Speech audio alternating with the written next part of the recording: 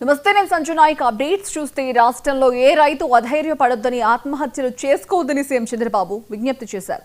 ఆచార్య NG Ranga 125వ జయంతి ఉత్సవాల్లో CM ముఖ్య అతిథిగా పాల్గొన్నారు.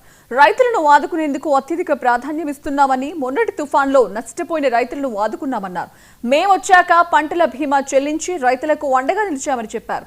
ఇక ఈ కార్యక్రమంలో వ్యవసాయ శాఖ మంత్రి అచ్చెన్నాయుడు, ఎంపీ లావు శ్రీకృష్ణదేవరాయలు, పలువురు ఎమ్మెల్యేలు హాజరయ్యారు.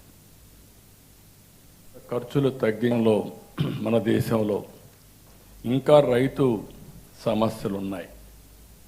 ఈ విషయం అందరం గుర్తుపెట్టుకోవాల్సిన అవసరం ఉంది. అదే సమయంలో ఇలాంటి ఒక స్ఫూర్తినిచ్చే మీటింగ్ నుంచి రైతులందరికీ కూడా విజ్ఞప్తి చేస్తున్నాం. ఈరోజు రైతులందరూ టెక్నాలజీ అందిపుచ్చుకోవాలి. వ్యవసాయ ఖర్చులు గణనీయంగా పెరిగిపోయినాయి.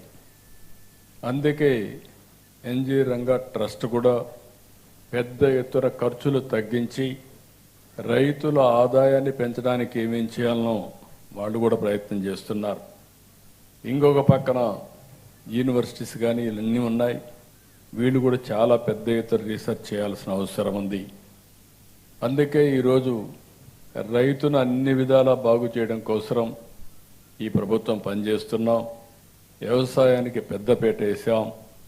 ఇంకొక పక్క మీరు ఒక్కసారి చూస్తే ఎప్పుడు కూడా రైతుకు ఆదాయం పెరగాలంటే ఖర్చులు తగ్గాలి, ఉత్పత్తి పెరగాలి, అప్పుడే ఆదాయం పెరిగే పరిస్థితి వస్తుంది.